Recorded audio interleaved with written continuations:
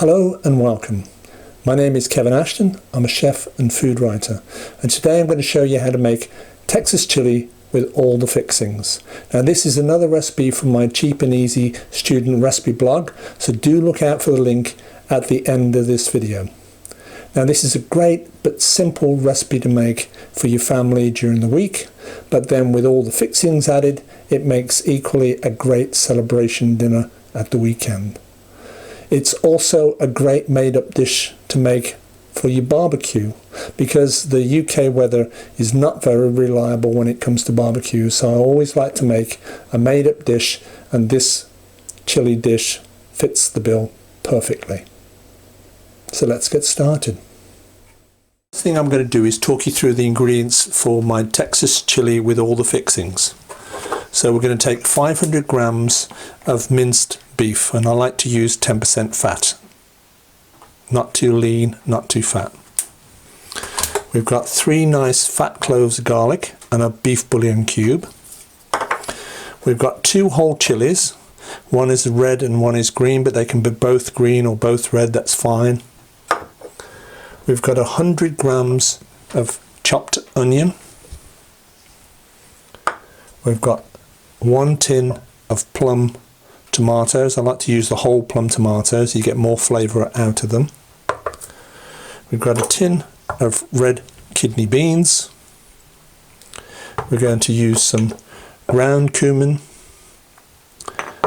We're going to use smoked paprika. We're going to use some barbecue sauce, and we're also going to use 250 millilitres of this bottle of beer, which is about half the bottle. So I have my pan hot, and as you can see I'm using my trusty wok for this because it's easier for the camera to see what we're doing, and also not everybody may have a deep enough pot to make chili, but they'll probably have a wok. So we're going to take 1 tablespoon of olive oil into our hot pan. Make it a good tablespoon and allow that to get hot for a couple of minutes. The pan is already pretty hot, so that won't take too long at all. And then we're going to add our onions, and you can tell that the pan is already hot because the onions have started to fry as soon as they've hit the pan. And we're going to cook these onions for about 3 to 4 minutes to start to get a little bit of colour on them, and then we're going to add the beef.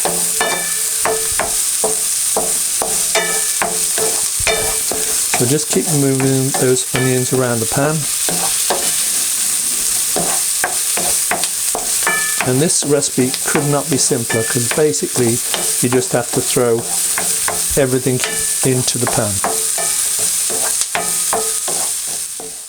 Onions now have had about 3.5 minutes. They've started to get a little bit of colour on, so now we're going to add our beef. So we'll add our 500 grams of minced beef. Obviously remember to take the paper off, and then we want to start breaking that beef down. Don't let the block of beef just sit in the pan. Just move that spoon around to break that and crumble that beef up. And just keep turning that mixture over. Don't let your onions burn underneath that beef.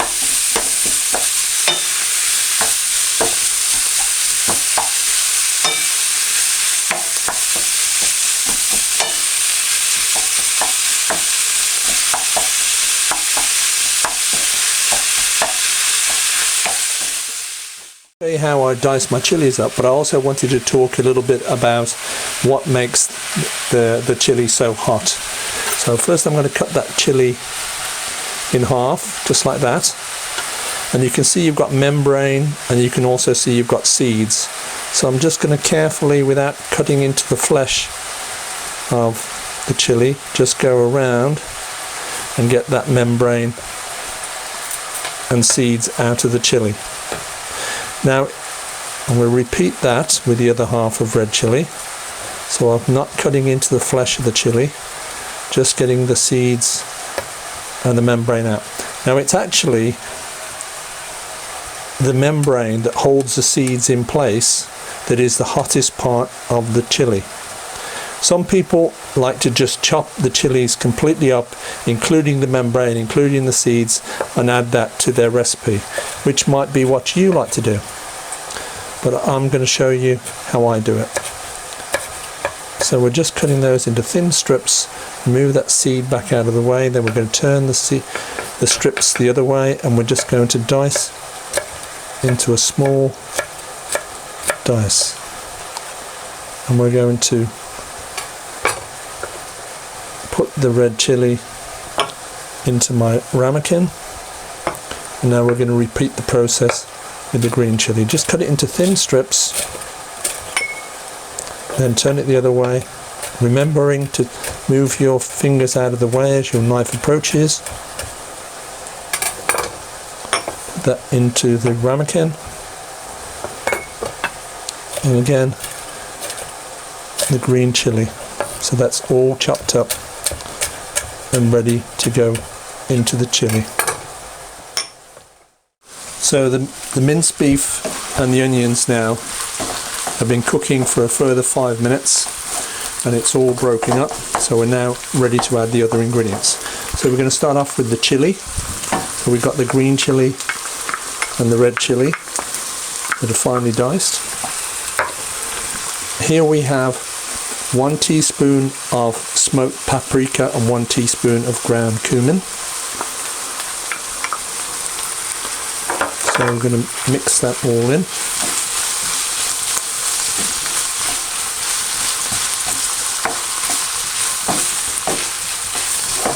Next we're going to put in a tin of plum tomatoes, and I'm going to take some of the liquid from the beans because I don't want to lose any of that tomato.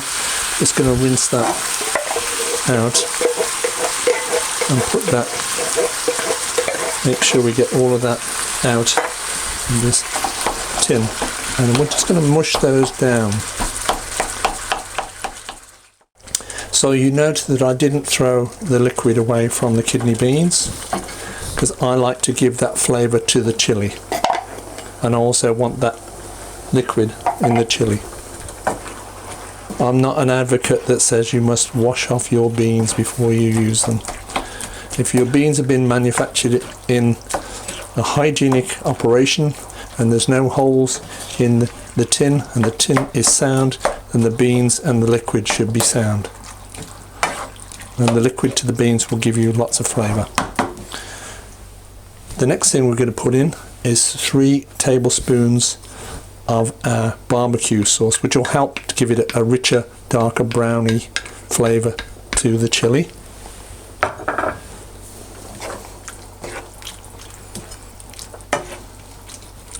So just turn that around, and at the same time while I'm turning it around, you see I'm smushing up the tomatoes.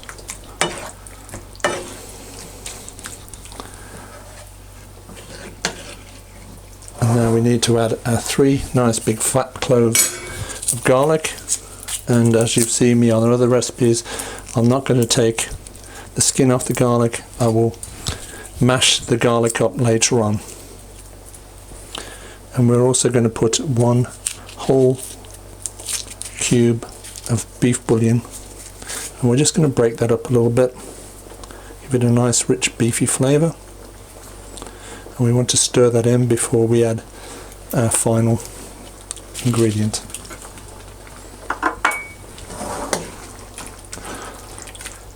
So you can see that making this chili couldn't be simpler. Just throw all the ingredients together. Right. And finally we have 250 millilitres of our beer, our craft beer.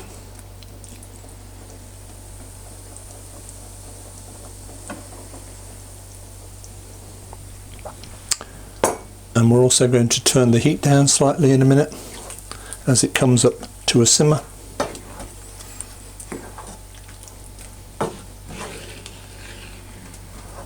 Now the chili will take about 45 minutes to 55 minutes to cook, to reduce down and for all the flavours to come together.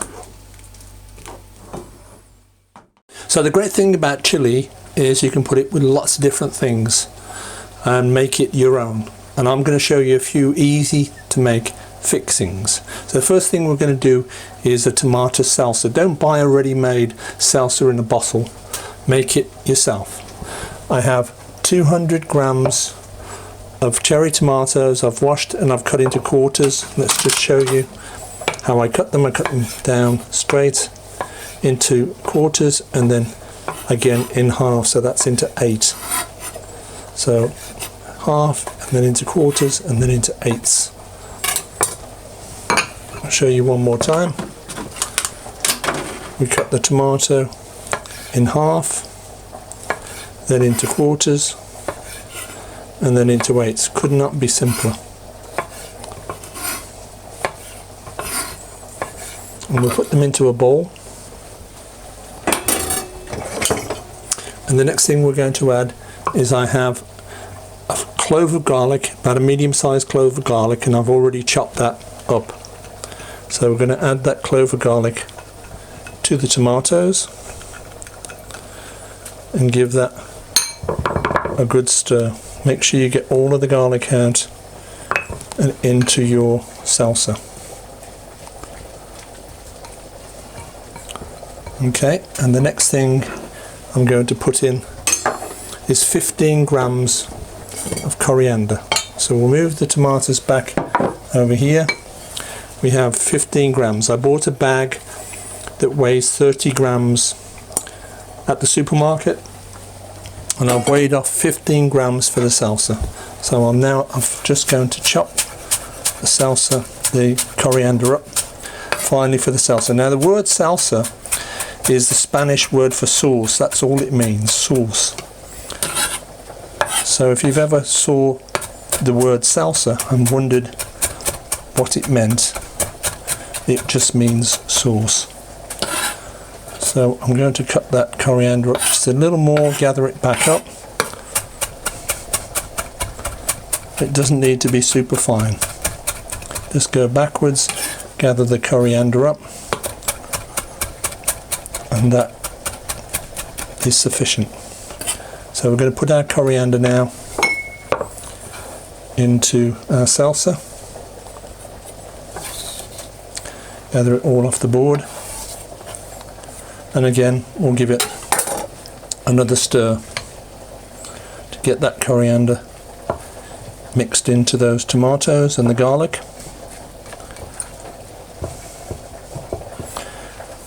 Make sure you get all the coriander off the cutting board. And the next thing we're going to add is 2 tablespoons of red wine vinegar.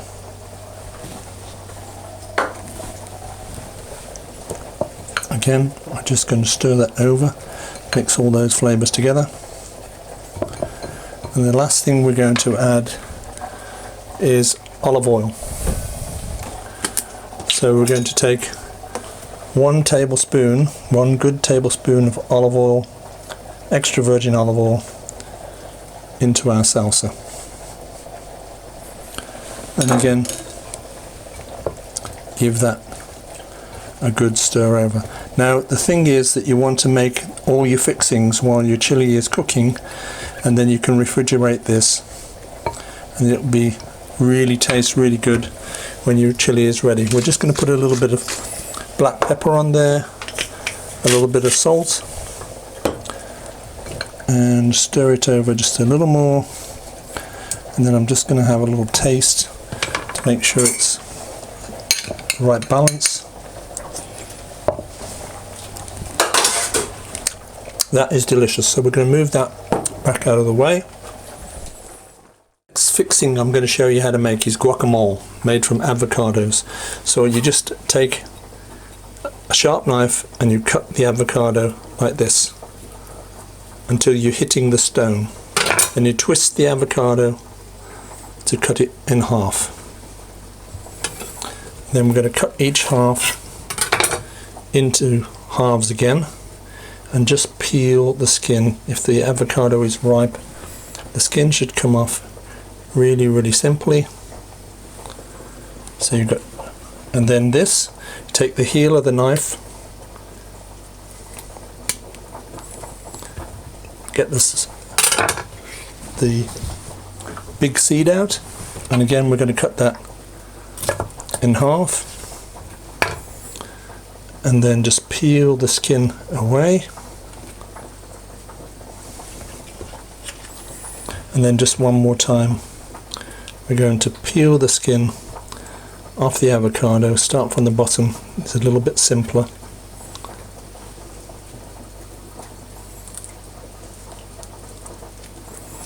And the skin should peel straight off if the avocado is nice and ripe. So we have our 4 halves of avocado.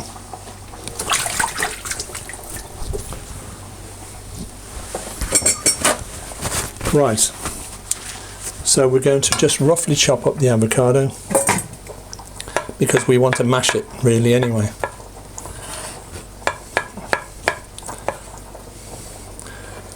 So just turn it like that.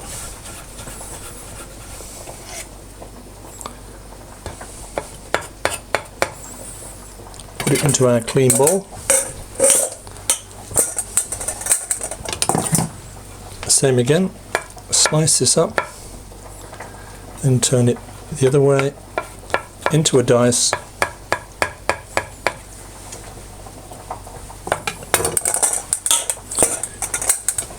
One more time.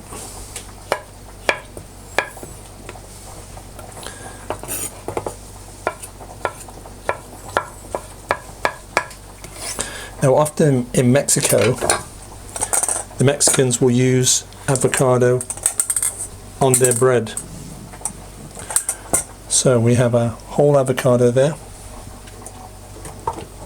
and we're now going to add the juice and zest of half a lime, and then we want to stir it around. Let that mix in, and then we're going to put that to one side for a moment. Now here we have coriander again, but this time we just have 10 grams of coriander for the guacamole. So we're going to chop it up roughly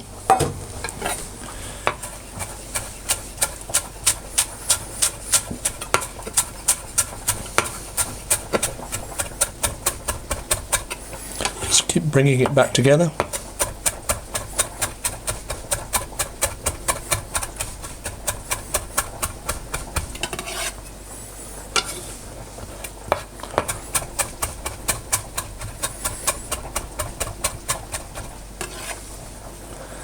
Right,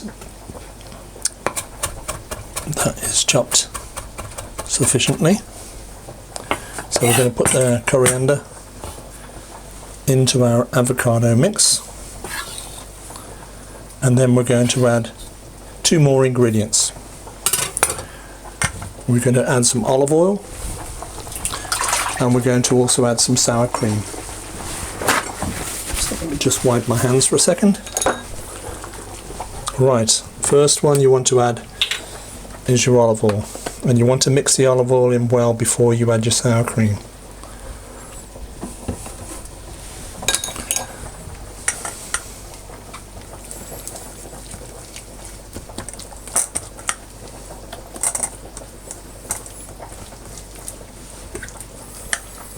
Now some people really like to puree their guacamole, so it really is personal preference. You can try it chunky, and then perhaps if you prefer it you can end up having it smooth, and you could put it into a food processor if you want. Right, I'm going to taste that with a clean tasting spoon to see that there's the right balance of olive oil and lime.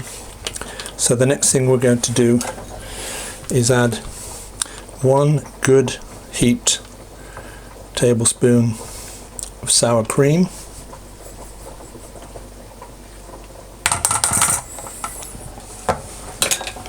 and mix that again. So not tons and tons of sour cream, but just to kind of make it look creamy and nice and green.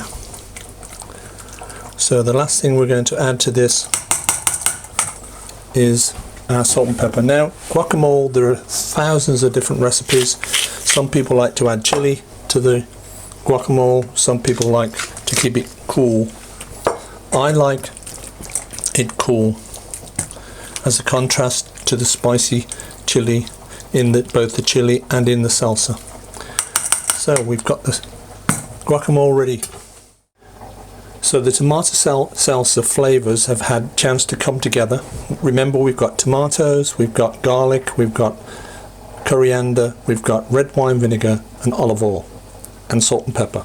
So now we're going to add some chili, which is the finishing touch. Now not everybody likes lots and lots of chili. I've got just a small red chili, diced and de-seeded, that we're going to add to our salsa. But you don't have to if you don't want to. Or if you want, you could add some of the chili in the salsa and some in the guacamole. But I like the contrast of a spicy salsa and a cool, soothing guacamole. The next fixing I'm going to tell you about is flour tortillas. They come in packs of 10. They can be large or they can be small, and you can make a wrap. So you can put your chili in there, wrap it all up, serve it with all your different fixings. To heat the flour tortillas up, the best way is to put a stack of them on a dinner plate, cling wrap them and put them in the microwave just enough to heat them up. Sometimes people like to grate cheese on them and melt the cheese in and then put the chili inside to make a great chili wrap. Lots of different ideas to make the chili your own.